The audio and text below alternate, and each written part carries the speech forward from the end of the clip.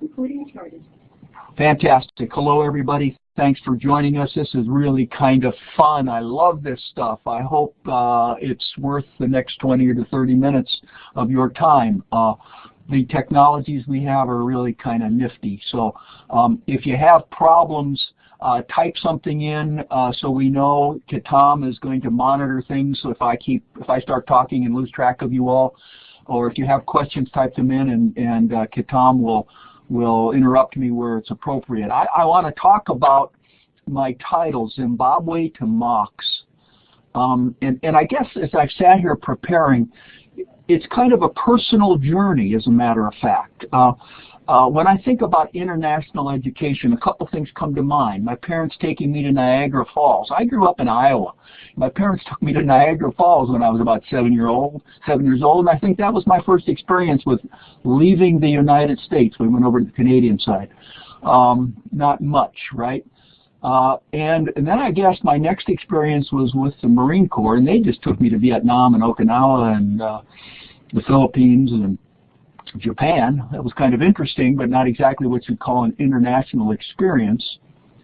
And I worked with some people when I was at Iowa State University who were in the International Education Office, and I did some publications about culture kits and a curriculum for cultural awareness. Again, as an assistant professor back in those days, they said, teach this course, Simonson. I said, yes, sir, and I did it. But then in the late 1980s, I got an opportunity to work on a grant, and as a outcome of that grant that was funded, I had an opportunity to go to Zimbabwe. And that sort of has led us to this Zimbabwe, which is the beginning of my personal international adventure, to where we're at today with this MOOCs concept. So here's what I'd like to talk about for the next 20 minutes. Some international traditions related to distance education, domestic reinvention, tell my story a little bit more, and hopefully it will be something that's of interest. Talk current events, this MOOCs thing, and then we'll project into the future, because it does seem as though the distance education phenomena is certainly something that makes us think down the road, makes us think into the future of where education is going. And here's a slide that I pulled up. By the way, if you didn't get the copy of my slides earlier today, just send me an email and I'll send them to you if you didn't happen to get them. They're all here.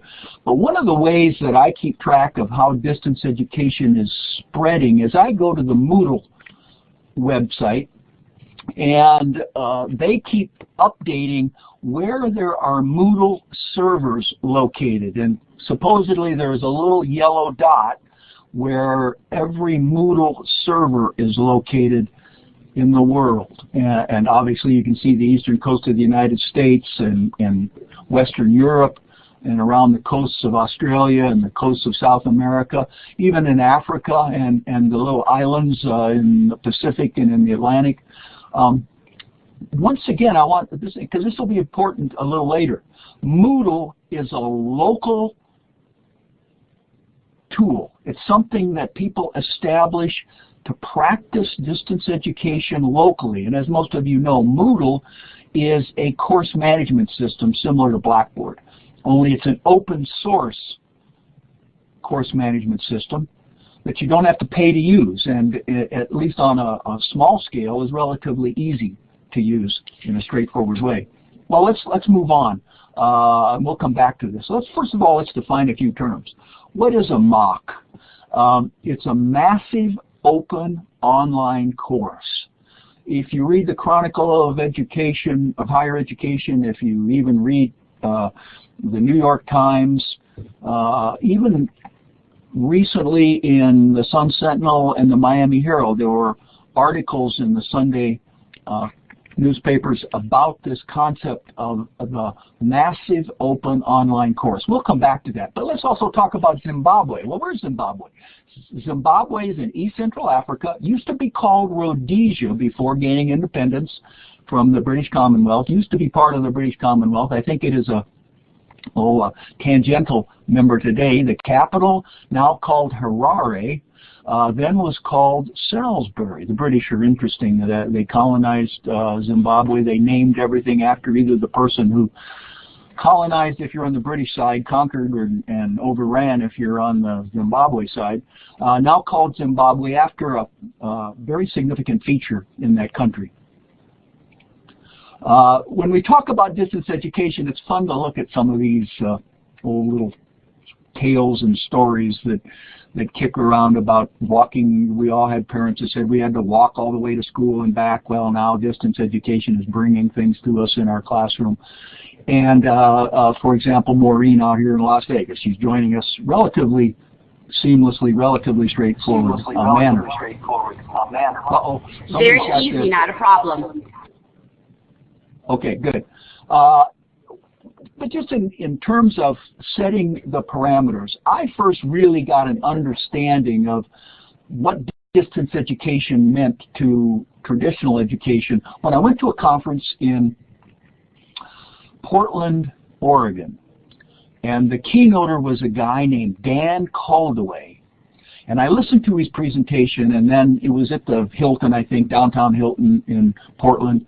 And I went down to the lobby of the hotel, and I remember I heard a commotion in the lounge. You know, most hotels have a cocktail lounge right off the lobby. And I walked in, and there was Dan Caldaway sitting at one of those high tables, you know, with a group of people around him, his posse, if you would, surrounding him. And when I walked in, Dan Caldaway pulled one of those bar napkins out from under his cocktail, and he drew a XY axis on it, and he labeled it with STSP. Well, you can see it here.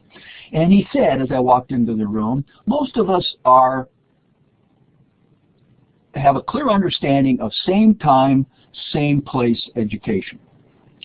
At Athabasca University, where I work, we practice different time, different place instruction, truly asynchronous distance-delivered instruction.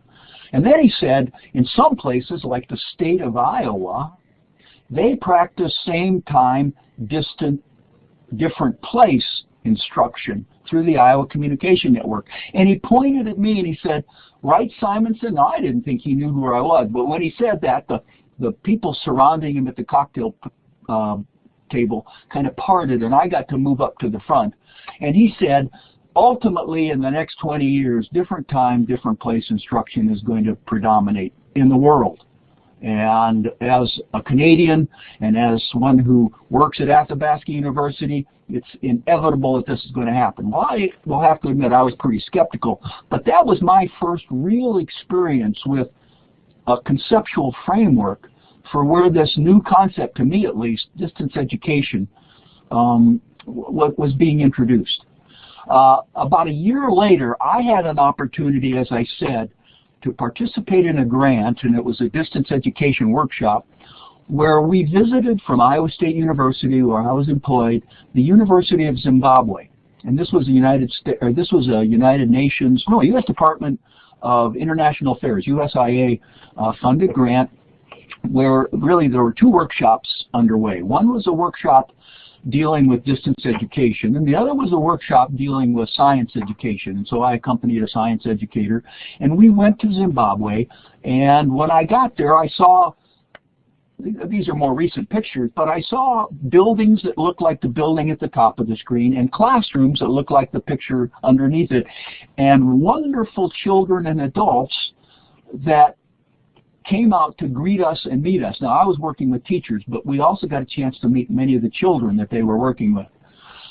Interesting story, Dr. Susan Zavacek at that point, who's now the Director of Distance Learning at Fort Hays State University in Kansas, was a graduate student who was working with me when I was at Iowa State, and she visited Harare at the University of Zimbabwe before we did. She went there as sort of our advanced team to check things out for us. Some say to make sure it was safe for the professors to go.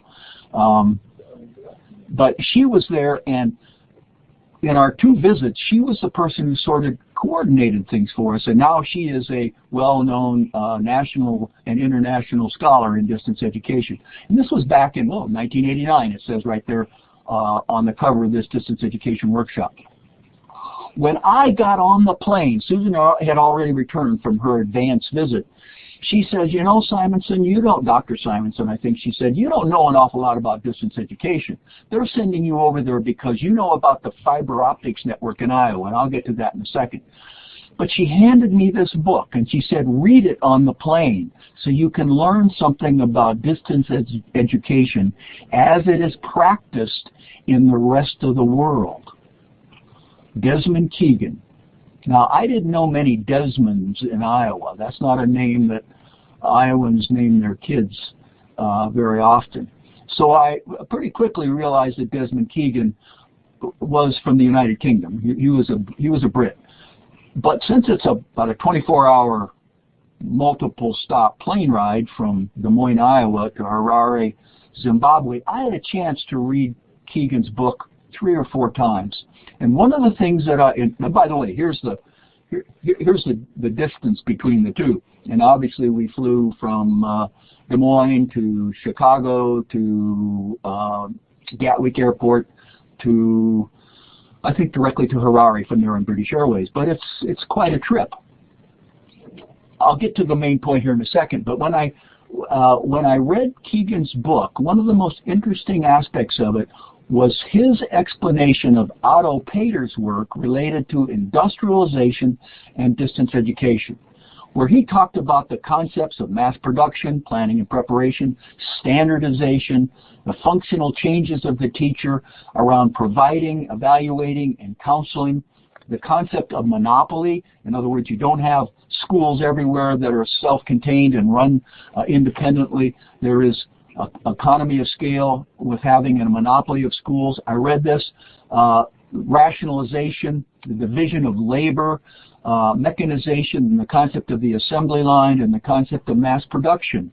Obviously, concepts related to the Industrial Revolution and the growth of industry now being translated, at least by Otto Peters and Desmond Keegan. Otto Peters is another name you don't see very often. Otto in Iowa. He is from Germany. But that kind of set a parameter for me that helped me understand a little bit what was going on internationally related to distance education. We had this wonderful workshop. We had certificates that we gave to people. It was several weeks long. We worked on the ground with the science teachers and learned about distance education. I learned an awful lot about distance education. I didn't spend all my time in the workshop. So here I am as a picture of me that I found as I was preparing this, playing golf at what used to be the Royal Zimbabwe, used to be the Royal Salisbury, now called, since 1982 and independence from Great Britain, the Royal Harare. The golf course there, and my caddy, and my borrowed golf clubs. And as I prepared for this, I looked at Moodle sites in Zimbabwe to see how many there are. Well, there's 7, 3, 4, 5, 6, 7 Moodle sites, which again are local course management systems that have been established that use the Moodle concept. So let me summarize a little bit here, if I would, before I go to the next portion of this presentation. I was in Iowa. I was beginning to learn about distance education. The state of Iowa, as we'll discover here in a few minutes, was spending hundreds of millions of dollars on infrastructure for distance education. I had an opportunity to travel halfway across the world to go to a country that I had heard about but didn't know an awful lot about, called Zimbabwe, formerly called Rhodesia, where they had practiced distance education for over 15 years. Why had they practiced distance education? Before liberation, if you want to call it that, in Zimbabwe, the schools there only served a relatively small portion of the population. About 300,000 or 400,000 kids went to school in Zimbabwe past the grade of past fifth grade, and most of those individuals were either the financial elite or those who were there from the United Kingdom. Liberation, if you want to call it that, the revolution, if you would, led by Mugabe, who's still the president, if you would, of Zimbabwe, meant that there were 3 million children who needed to be educated. How did Zimbabwe solve the problem? Well, they looked at the ideas of Otto Peters and Desmond Keegan, and they established distance education. But distance education, as it was practiced then, and I suspect practiced now in Zimbabwe, involved training teachers at the University of Zimbabwe, sending them out into the country where they worked under the guidance of a master teacher, 30 teachers in training to one master teacher. They had completed 1 year of coursework, but in order to continue their study in pedagogy, in the strategies of teaching, every week in the mail they would receive a lesson. And every week in the mail in this village, oftentimes a village with no electricity, the post person would take their lessons back to the University of Zimbabwe to be graded. In other words, the distance education system applied for literally thousands of teachers who were teaching these newly new students in the school system, used a modern, at least at that point, correspondence system. So when I went there, I began to learn about how distance education was being practiced in these countries that I had visited, and that subsequently other similar ones that I had visited. Another thing that I noticed when I was there is that all the schools and all the school buildings that I had a chance to visit in the country tended to look alike. They tended to be constructed in a very similar environment. So let's move on. So when I got back, I put Desmond Keegan's book away, and I said, I need to learn more about distance education. So I picked up this book titled The Foundations of American Distance Education. I thought okay, now I'm going to see how distance education is practiced in America, because I was learning about this. Remember, this is like 1990, 1989, 1991. And so I read this book, but if you look at this book cover, I'm sure you'll notice something that doesn't really ring true. In Iowa, certainly, and even in the United States, probably, you don't see teachers walking around with top hats and robes, do you? That's not something that I recognize. And when I read the book and I looked at who the authors were, I began to realize that what they were calling the Foundations of American Distance Education was an attempt to translate the European open university models into the educational system of the United States. Now that was interesting to me, and I said, well, that must be the way it's going to have to work. But then I started to think about, well, why, something just didn't ring true to me. Something just didn't seem quite appropriate.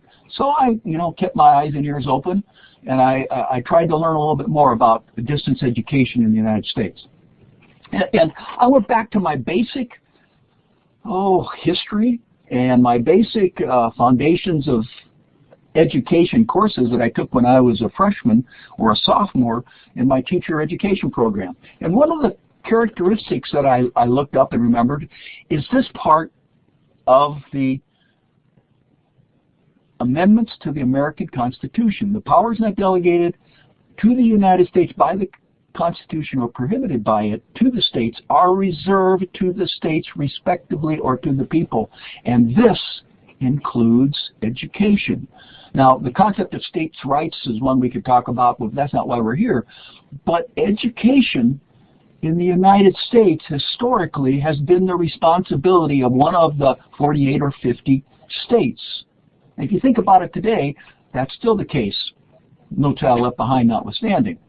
So in Iowa, as I came back, there was a massive technological change going on. I was at Iowa State University in the north central state of Iowa, and this change was built around something called the Iowa Communications Network, which was a fiber optics network funded by the state that connected every school building in the state of Iowa, ultimately, with 3 fiber optic cables, a T1, let's not get into the technicalities of this, but an extremely robust network owned by the state and made available free of charge to the schools of the state of Iowa, and every one of these little dots here, which is a city at this point in time, has an endpoint and an origination point to this network, an important concept.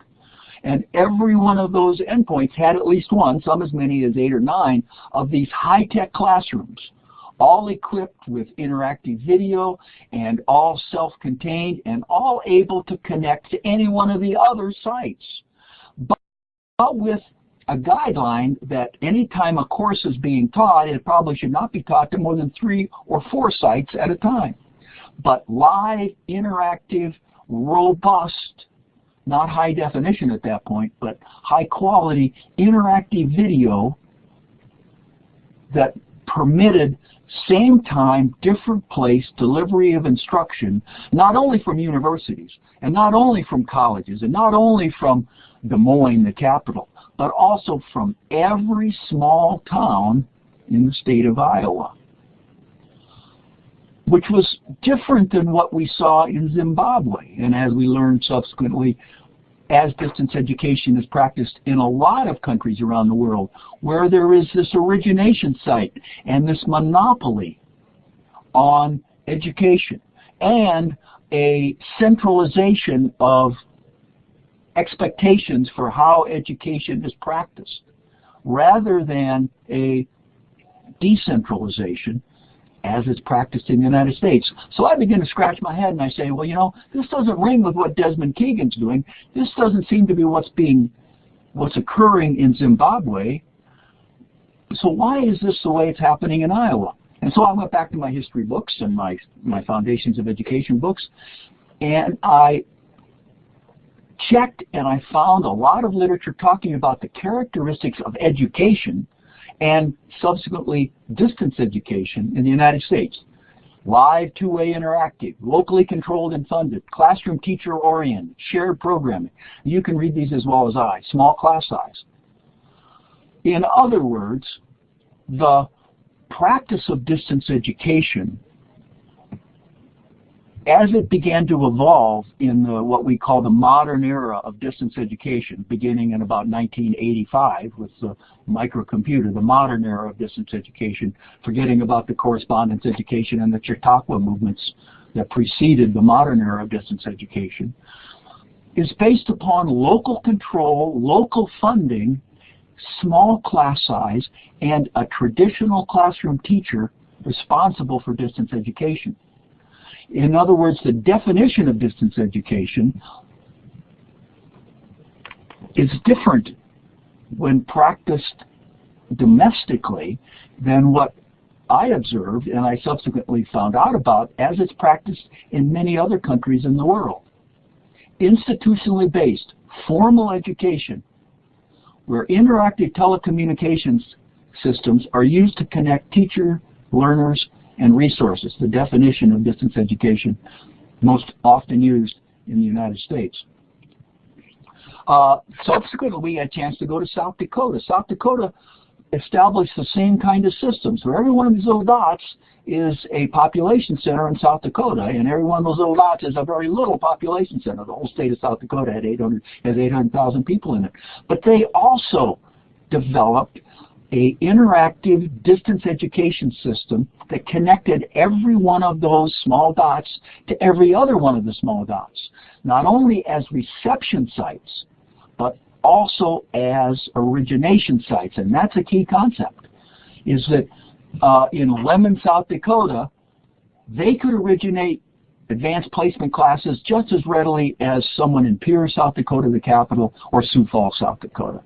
So this concept of local control has been translated, South Dakota and Iowa, and subsequently in most places in the United States, into a distance education environment. So I'm sitting here still thinking about how things are practiced, and that's when I began to study Nova Southeastern, because at that point in the mid-90s, it was recognized as one of the leaders in this, at least college level, distribution of instruction at a distance. So now let's jump ahead to this whole idea of the MOOC, the Massive Open Online Course. And if you look at the literature on these massive open online courses, I'll just summarize it. There's really three kinds of systems. Network-based, where you put together this fancy network. Task-based, where you have to do things and then you get some kind of credit. And concept-based. And without getting into a lot of the details, let's move on and I'll explain some things. So what are the characteristics of these massive open online courses? Huge class size with very little interaction. Huge. Tens of thousands, even hundreds of thousands of students. Institutional controlled and often private. Not locally controlled, but institutionally controlled, whatever the institution is. Harvard, Princeton, the Open University of the United Kingdom. Content-centered. Not teacher-centered. And I don't mean teacher-centered in the main where the teacher delivers instruction, but where the teacher is responsible for the instructional enterprise. Distance delivery, centralized planning, modest levels of control, but it's free and open. Now, as I look at MOOCs today, frankly, they remind me a lot more of what Desmond Keegan was writing about and Otto Peters did research on than what happened in Iowa, South Dakota, Nova Southeastern, and most other places in the United States. So once again, we've got this dichotomy, this dilemma. Let's take a look at some of these courses. The MIT Open Courseware, good stuff, and it is open, and the courses are outstanding. Frankly, they remind me a little bit, if you go to the library and you go back in one of these great scholars series where they have these nice little packets with either videotapes or audio tapes, where they have videotaped or audio taped great lecturers, these professors who, just enthrall us by the eloquence of their speaking and their presentation, whether it's at a chalkboard or an overhead projector or more dynamic than that. But these courses are really pretty good, and they're open. Here's another example, the principles of microeconomics. Traditionally, these classes will have, here, this one has, I can see it's 7 units. Each unit has a series of topics that are presented. Usually there are a couple of videotaped lectures per week. You have an assignment, you sign up, and there's activities, and many times you are peer graded. There's no charge, but you don't get any college credit for them too. Now that's evolving. There are some places that if you complete one of these courses, you can have college credit. Another, University of Illinois, they did a big presentation here made by this woman. And she is one of the leaders of the distance education, the MOOC, not distance education concept. And her name is, it escapes me right now. And I can't read it either, but you can probably read it on the PowerPoint that I gave to you. Anyway, interesting, she's Canadian. And if you go back to many of those who have led the MIT Open Courseware project, they're Canadians or Australians or British. And one of the largest deliverers or middle persons for these MOOC courses, this is Coursera, here's their philosophy, and Princeton University's courses. Many of the people who are the driving forces behind these MOOCs, these massive open online courses, are Europeans or Canadians or Australians. So what have I learned? Let's summarize. I've kind of laid out a lot of stuff. Sounds like a lecture, doesn't it? And maybe I should apologize for sounding like a professor instead of a guy who's just talking about these things. But what do we know?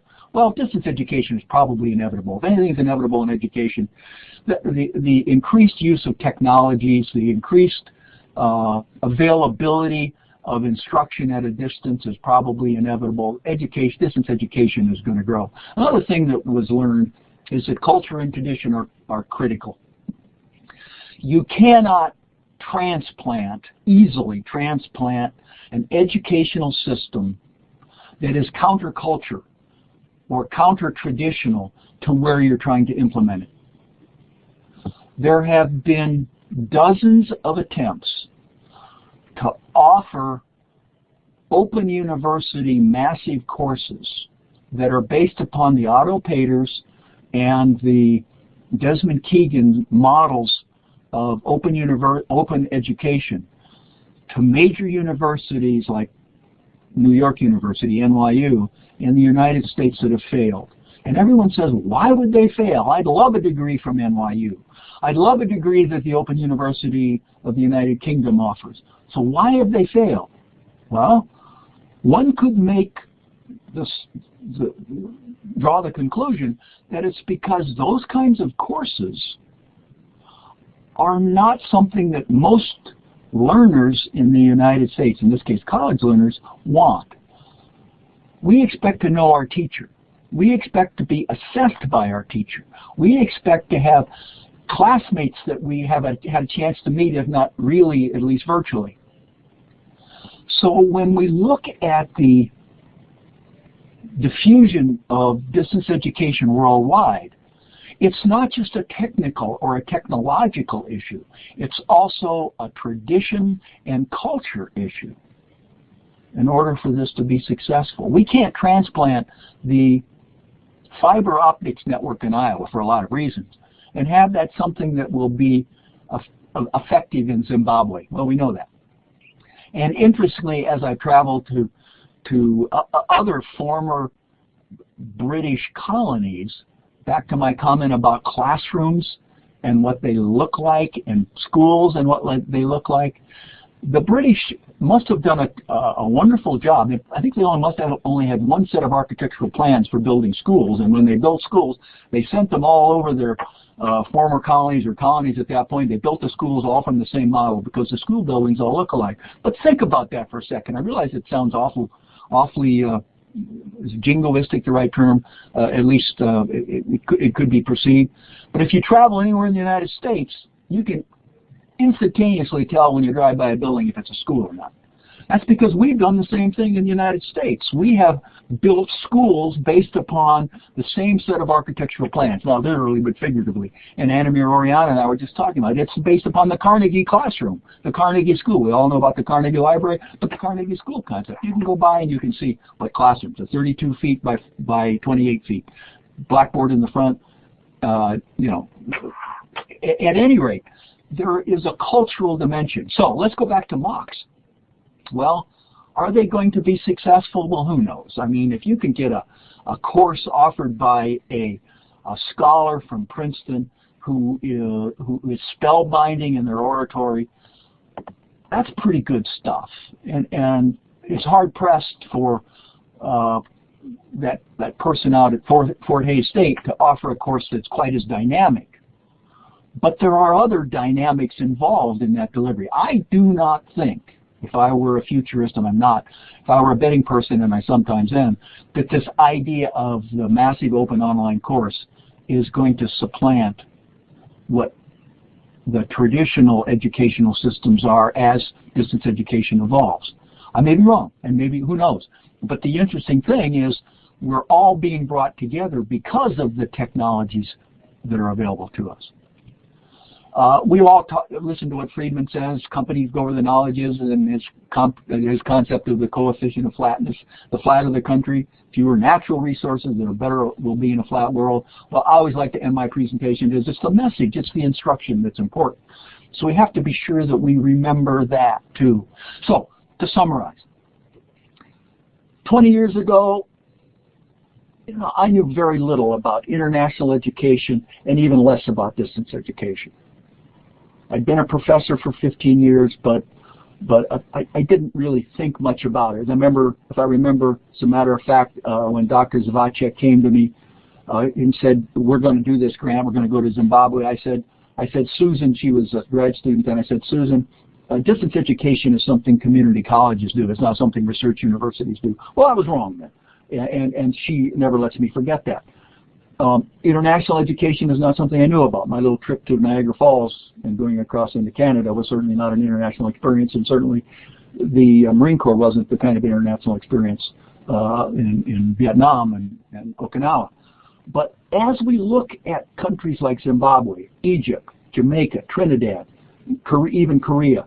And we look at how we can offer and share educational experiences and the power of these technologies allow us to offer education. We must not forget the cultural perspective that underpins the educational system of that particular set of students and learning environment.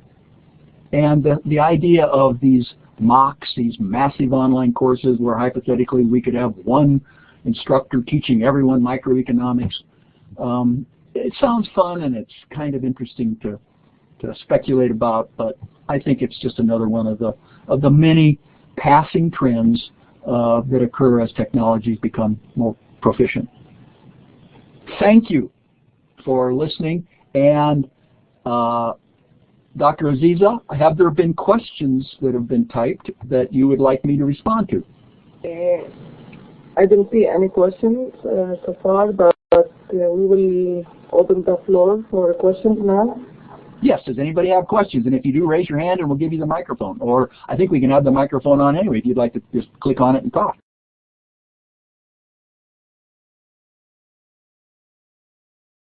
See Dr. Orta, just comment, very interesting information. So I'm going to use the microphone. Ali has a question. Yes, thank you so much, Dr. Simonson. This has been very, very enlightening, and it's a very new subject, when it comes to MOOCs. And I actually came into contact with the concept a couple of weeks ago when I read an article in Time magazine that was very informative, and it explained how all these new massive courses, online courses work.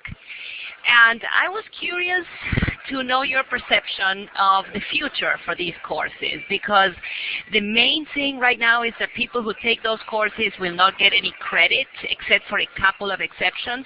Do you think that we can go in the direction of getting those courses accredited in the future? And how do you envision that being done? Great question, Ali. The whole concept is an interesting one, and I would encourage everyone to sign up for one of these courses and explore it. It doesn't cost you anything, and that's part of the issue. How are they funded? How are they going to be self-sustaining? Where's the income going to be? They're going to put ads along the side? Are they going to let you sign up for the course for free, but if you want the certificate at the end that says you've completed it, you have to pay $1,000 or $100?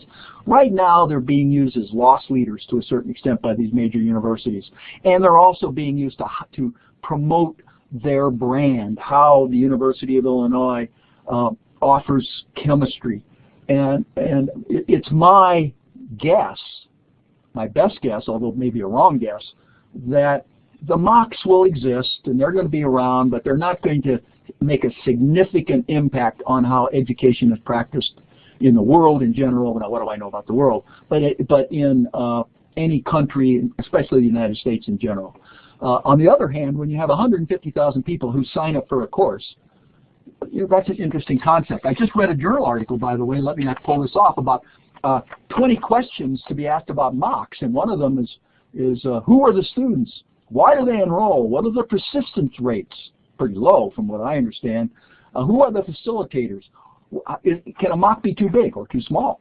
So there's a lot of research, all of us who are graduate students or researchers, to look at if we want to look at the whole concept of the MOOC. I suspect, Alejandra, that the MOOC concept is going to get many organizations to start thinking about the open courseware movement, which has been around for a long time but is starting to gain a lot of favor, to should we offer a different business model to our courses? In other words, in a place like NOVA, should we offer some courses free at the front end to try to attract students into our traditional courses at the back end? I don't know. Maybe that's something we ought to consider. There is a considerable cost into putting one of these things together, and I don't just mean in the hardware. You have to have good teaching. You have to have a good concept that people are interested in. And then you have to have people that can deliver the instruction in a way that is elegant and eloquent. And the technical side of it, anybody can come up with a camera and point it at a lecturer, but to design the course around a model that lends itself to what I would call self-study. Most of these courses really, when you come right down to it, are self-study, which means they don't fit the definition I would give you of distance education. They're institutionally controlled, but there is no teacher involved. There's a professor who designed it. There's a teacher who is talent on camera, but their involvement with you, the learner, is minimal at best, if at all. Hope that answered your question. Any others? Yes, we have this from Ariel. Is there a new culture of internationalism in relation to technology that supports business and education? And he asked also, like, if you share your thoughts on the future of distance education. Well, that's a good one. I am not an international education person. I observe international education. I study it. And I guess you could say the same thing about distance education, although I practice it. And I guess I've been places, so I know a little international. This whole concept of internationalism is a very interesting one. There are those that say it's the biggest threat to the future of the world that there is. You know, the people that are afraid everybody's driving around in white vans with the windows blocked out are really trying to take over the world on one extreme. And on the other extreme, the practice of distance education unites and brings us together. And the idea that we can teach and talk to and learn from someone in Zimbabwe or someone in South Africa or someone in Australia just as easily as we can from someone down the hall is purely powerful. My estimate is that it's going to be evolutionary rather than revolutionary. In other words, these things are going to evolve as they have for the last 20 years, and we're going to adopt some things and some will fail. And the best example of that, of things that have failed, is this attempt to offer the open university kind of approach in the United States. Miserable failures, where NYU and other prestigious, powerful, well-endowed universities have attempted to adopt that educational model, the open university approach, that's practiced in many countries around the world, including our hemisphere, this hemisphere, but they're not successful domestically because of the expectations of those domestic students. Now, since we have learners who don't have that tradition of growing up in a place like Iowa, that's a tradition, maybe that evolution will occur more rapidly. But it's my estimate that it'll still occur. Someone else said the future of distance education. Well, I say, in my opinion, it's inevitable. As these communication technologies become more prevalent, more ubiquitous, more available, they're free, you know, and it just makes no sense that we won't be using these technologies to deliver instruction. I think the cultural perspective, the expectations, rather than the technical possibilities, should be the driving forces. Any other questions? We've got a couple minutes left. Any more questions?